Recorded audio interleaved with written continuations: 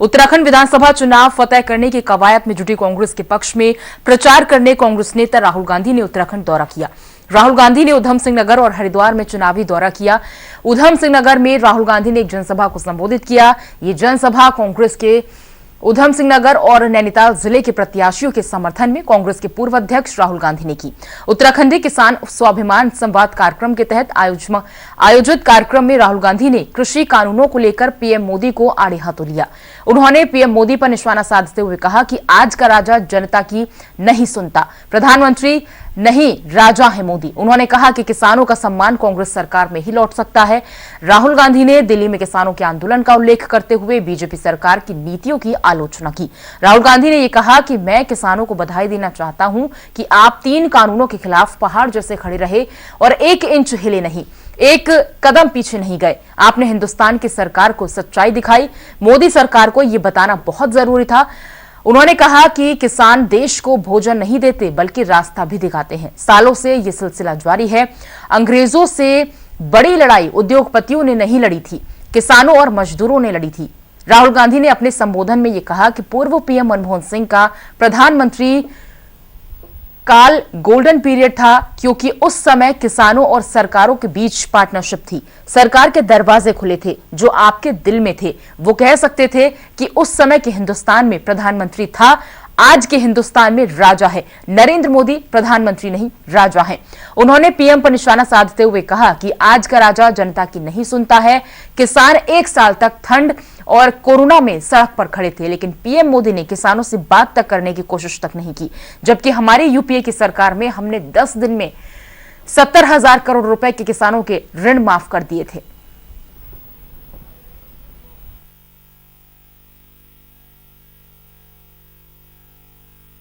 राजा सिर्फ निर्णय लेगा और नरेंद्र मोदी सोचते हैं कि अगर राजा निर्णय लेता है तो जनता को चुप रहना चाहिए, और अगर जनता चुप नहीं रहती है तो फिर सीबीआई, ईडी, पुलिस, पेगासस सब चालू हो जाता है।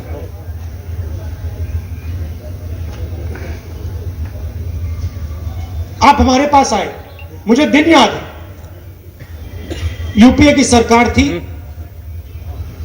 किसानों का डेलीगेशन आया, मनमोहन सिंह जी के पास गया, सोनिया जी के पास गया, मेरे पास आया, प्रणब मुखर्जी के पास गया, और आपने कहा बहुत मुश्किल हो रही है और न्याय हिंदुस्तान में होना चाहिए। हम किसान बिलों के खिलाफ क्यों खड़े हुए?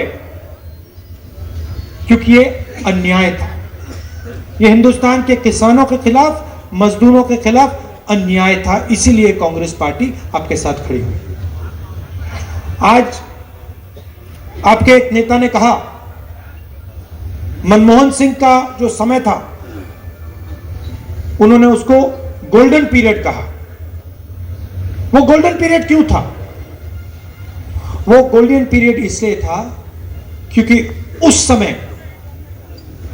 किसानों के बीच और सरकार के बीच पार्टनरशिप थी। हमारे दरवाजे, सरकार के दरवाजे आपके लिए खुले हुआ करते थे, बंद नहीं। कांग्रेस की सरकारों ने किसान भाइयों के लिए और भारत की किसानियत के लिए काम किया, और अगर उसमें हम अपने किए हुए कामों को बताएंगे तो उसको वोटों को साधने का जरिया नहीं कह सकते। हमें किसानों का साथ देना है, और खास करके मजबूरी में करने पड़े सरकार को, उसको हमें जनता को समझाना है कि ये सरकार नीयत इस सरकार की ठीक नहीं।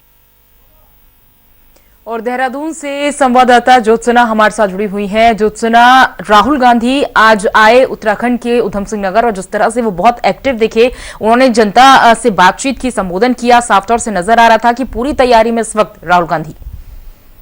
बिल्कुल, देखिए बहुत सोच समझ के 2 कार्यक्रम उनके चुने गए, हरिद्वार और किच्छागांव। जो पहला कार्यक्रम था उनका कुमाऊं रीजन में था, और ये तराई की बेल्ट है, और यहाँ पर किसानों का कह सकते हैं कि बहुत ज्यादा सक्रियता रहती है। वो डिसाइडिंग फैक्टर भी होते हैं किसी भी पार्टी की जीत हार में। आप जानती हैं पूजा कि किसान आंदोलन के दौरान बड़ी संख्या में कुमाऊं के तराई के इसी क्षेत्र से किसान दिल्ली में आंदोलन में शरीक हुए थे और लगातार एग्रेसिव भी रहे। तो आज राहुल गांधी ने वहां पर किसानों से ही अपना संवाद स्थापित किया। किसानों से उन्होंने सारी बातें कही। किसानों से बातचीत करते हुए उन्होंने साफ तौर पर कहा कि पीएम मोदी जिस तरीके का व्यवहार करते हैं वो एक प्रधानमंत्री का नहीं होता, वो राजा का होता है।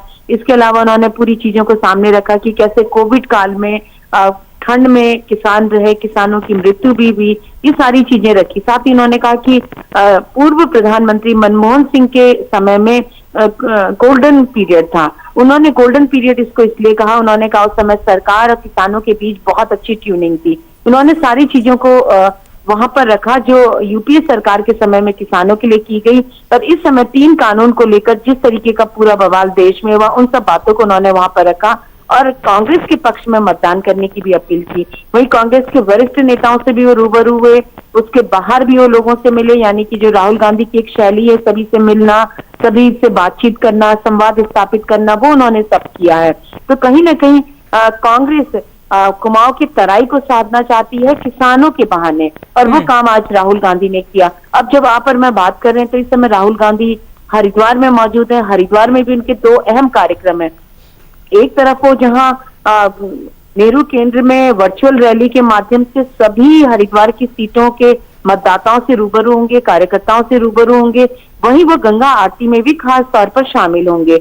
तो आप समझ सकती हैं कि कांग्रेस भी मैदान में कोई कोर कसर नहीं छोड़ना चाहती है। प्रियंका गांधी के बाद अब राहुल गांधी ने कमान संभाली है और उत्तराखंड के तराई के इलाकों को उन्होंने साधने की कोशिश की है, क्योंकि हरिद्वार में भी 11 सीटें और सीधे सीधे कहा जा सकता है कि बहुत फर्क पड़ता है उधम सिंह और हरिद्वार की सीटों का, क्योंकि ये दोनों सीटें मिला के लगभग 2 दर्जन हो जाती हैं, 2 जिलों की सीटें मिलाकर के। और 2 दर्जन सीटों में जिस भी पार्टी ने बढ़त बना ली वो कहीं ना कहीं आगे सरकार बनाने में उसको एक बहुत बड़ा माइलेज मिलेगा। बिल्कुल। और इन सारी बातों को सुनकर ज्योत्सना लग रहा है कि सियासी रण में अब उतर चुके हैं राहुल गांधी भी। हालांकि बहुत कम रैलियां उन्होंने उत्तर प्रदेश में भी की हैं और उत्तराखंड में भी काफी कम रैलियां उन्होंने की हैं, लेकिन आज जिस तरह से वो उधम सिंह नगर में पीएम मोदी को राजा कहते नजर आए, उन पर तंज कसते नजर आए। अब जोर आजमाइश में कह सकते हैं कि राहुल गांधी पूरी तरीके से।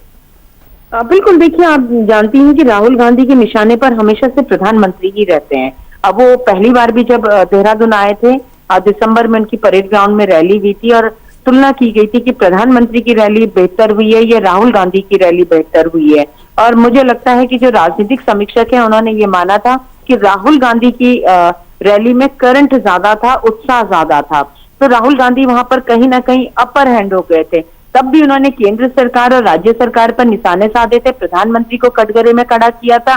और अब फिर वो जब दोबारा उत्तराखंड के दौरे पर आए हैं और उन्होंने सीधे सीधे अपने 1 दिन की विजिट में 2 मंडलों को साधने की कोशिश की है, यानी कि कुमाऊं मंडल के भी वो तराई में गए और गढ़वाल मंडल के भी वो तराई और मैदानी इलाके में गए हैं। तो वहां से उन्होंने एक संदेश दे दिया है कि कांग्रेस कमजोर नहीं है, कांग्रेस मुकाबले के लिए पूरी तरीके से तैयार है और हर उस विषय पर बात करना चाहती है जिस पर केंद्र सरकार और राज्य सरकार बचना चाहती है। बात करें किसानों की, बात करें पिछड़े वंचित लोगों की, ये सारे विषय इस समय रखे गए हैं सामने। महिलाओं को लेकर प्रियंका गांधी का खास फोकस है, क्योंकि जब प्रियंका गांधी आई तो उन्होंने महिलाओं को ही फोकस किया और मैनिफेस्टो में भी कांग्रेस ने महिलाओं को खास तवज्जो दी है। आप सोचिए कि राज्य में नौकरियों में 40% आरक्षण महिलाओं को देने का वादा उन्होंने अपने चुनावी घोषणा पत्र में किया है।